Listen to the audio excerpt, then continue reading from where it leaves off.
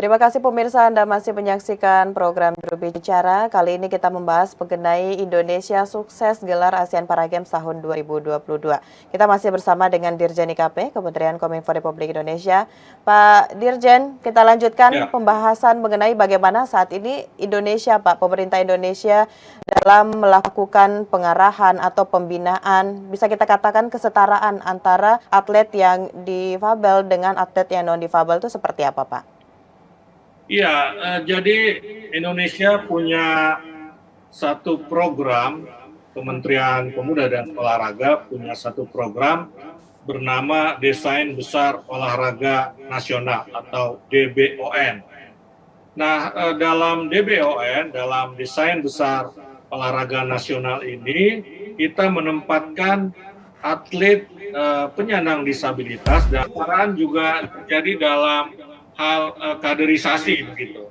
Jadi ini penting dilakukan ya karena jangan sampai kaderisasi itu berhenti.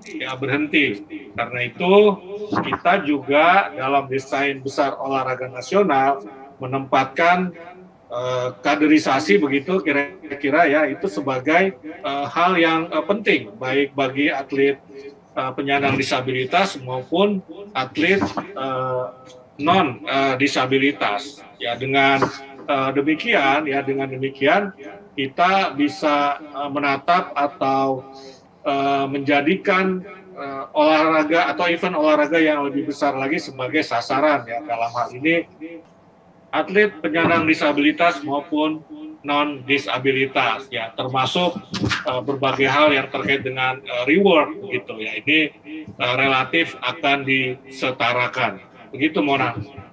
Baik, berarti di sini sudah jelas adanya kesetaraan antara atlet yang difabel dan juga yang non-difabel. Baik Pak Dirjen, selanjutnya langkah apa lagi yang akan dilakukan oleh pemerintah untuk tetap bisa menjaga semangat atlet para games ini agar kedepannya mereka tetap terus bisa berprestasi, tidak berhenti sampai di sini, Pak?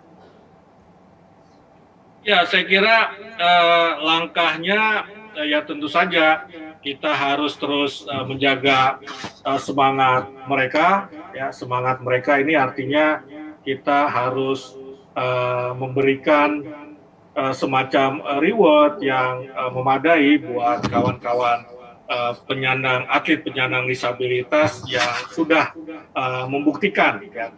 membuktikan prestasi mereka di ajang ASEAN Para Games begitu. Nah, kemudian yaitu tadi pembinaan juga harus terus kita lanjutkan. Ya. Presiden telah memberikan arahan seperti saya sampaikan tadi kepada Menpora untuk menjadikan satu tempat di Karanganyar sebagai training camp ya lengkap untuk atlet para games kita. Karena tanpa pusat pelatihan begitu ini bisa mengendorkan semangat para atlet para games kita begitu. Yang ketiga tentu saja kaderisasi seperti yang saya sampaikan. Dan yang keempat ya untuk menjaga semangat event-event bagi atlet para games, atlet penyandang disabilitas ini harus sering-sering dilakukan. Ya, harus sering dilakukan sebab pertandingan atau event itu juga menjadi ajang latihan terbaik bagi mereka untuk mengukur prestasi. Ya. Jadi itu beberapa hal yang kita lakukan untuk terus menjaga semangat mereka, apalagi kita juga menyasar tadi seperti saya sampaikan Olimpiade untuk para penyandang disabilitas. Jadi artinya ini event olahraga tingkat dunia yang kita sasar. Jadi juga akan menjaga ritme semangat teman-teman atlet penyandang disabilitas. Baik, pemerintah sudah mempersiapkan hal apa saja yang akan dilakukan agar semangat dari atlet para games ini tetap membara dan terus akan menorehkan prestasi untuk Indonesia. Baik Pak Dirjen, setelah ini kita akan bahas mengenai kira-kira target yang dicatat oleh Indonesia, apakah semuanya terlaksana pada ASEAN Para Games 2022 ini dan bagaimana sektor ekonomi, apakah terbantu atau seperti apa karena ASEAN Para Games. Namun kita akan jeda dulu Pak Dirjen, pemirsa tetap di Juru Bicara.